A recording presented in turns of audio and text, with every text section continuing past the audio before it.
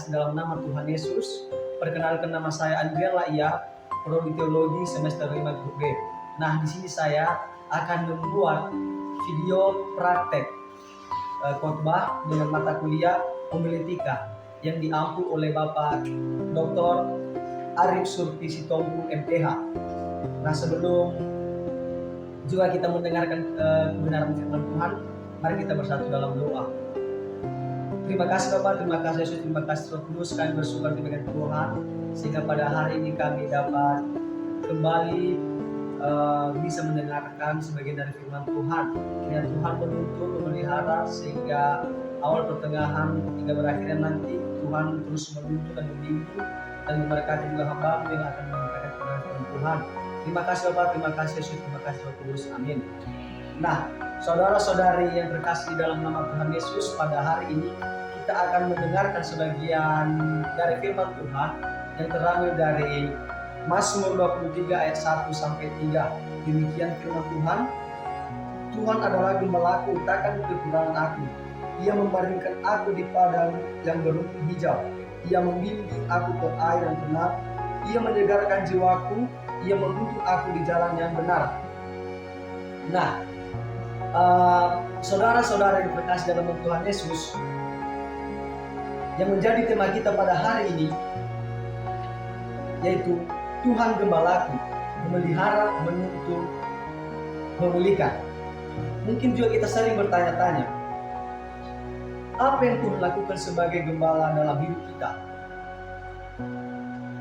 Bapak Ibu, ketika kita membaca Mazmur 23 ayat 1 sampai 3, sedang memasuki salah satu pengakuan iman paling pribadi dari Daud tentang bagaimana Tuhan bekerja dalam hidup manusia.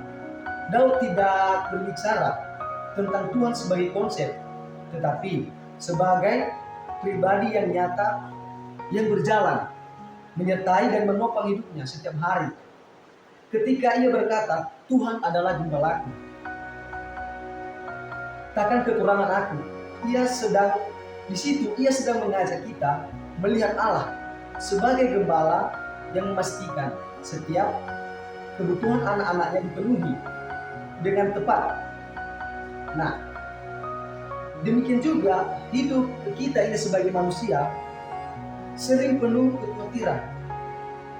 Tetapi pemazmur membuka mata kita dan mengingatkan kita bahwa Tuhan bukan hanya memberi berkat, tetapi Ia sendiri adalah sumber pemeliharaan itu.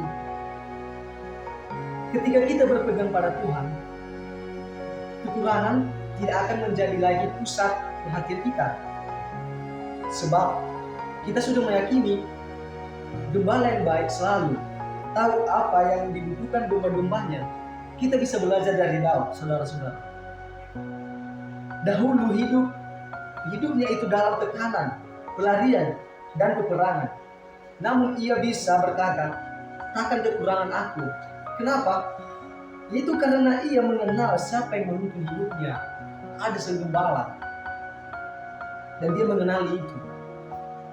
Nah, kita juga bisa melihat di ayat 2, teman-teman dan saudara-saudara yang terkasih Tuhan Yesus mengatakan bahwa Tuhan memberikan kita di padang yang berumput hijau dan membawa kita ke air yang tenang. Ini bukan sekedar suasana yang indah, tetapi gambaran pemulihan jiwa. Domba yang gelisah tidak bisa berbaring. Domba hanya dapat beristirahat ketika gembala hadir dan memberi rasa aman. Demikian juga kita, teman-teman atau Bapak Ibu.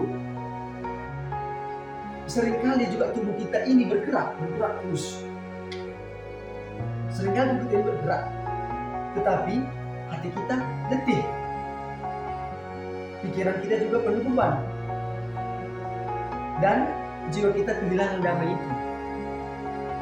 Namun, Tuhan gembala yang baik itu tahu kapan kita harus berhenti dan disegarkan.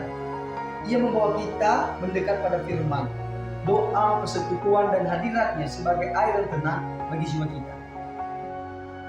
Banyak kali juga kita tidak menyadari bahwa pemulihan itu bukan berasal dari kemampuan eh, kita sendiri atau menenangkan diri kita itu berasal kita sendiri, itu seringkali kita tidak menyadarinya. Ketenangan itu kita dapatkan yaitu karena kasih Tuhan yang lebih dulu menarik dan menundukkan hati kita. Inilah alasan kenapa kita perlu datang dan bersandar kepadanya, bersandar kepada Sang Tuhan, kepada Gembala, kepada Sang Maha Esa yang selalu menuntun kita. Nah, sebab di luar Tuhan juga kita cepat lelah. Tetapi di dalam Tuhan, jiwa kita pasti akan pulih kembali. Lalu di ayat 3 ini saudara-saudaraku menutup bagian ini dengan berkata, ia menuntun aku di jalan yang benar oleh karena namanya. Dia berkata oleh karena namanya. Nah, Bapak Ibu yang terkasih, hidup beriman bukan hanya tentang dipelihara dan dipulihkan, tetapi juga dituntun berjalan dalam arah yang benar. Tuhan juga tidak membiarkan kita berjalan sesuka hati, tetapi memimpin setiap langkah agar kita tetap berada dalam tujuannya. Kita bisa belajar dari seorang pendaki yang hanya akan selamat jika mengikuti jalur yang ditunjukkan Sang Pemandu.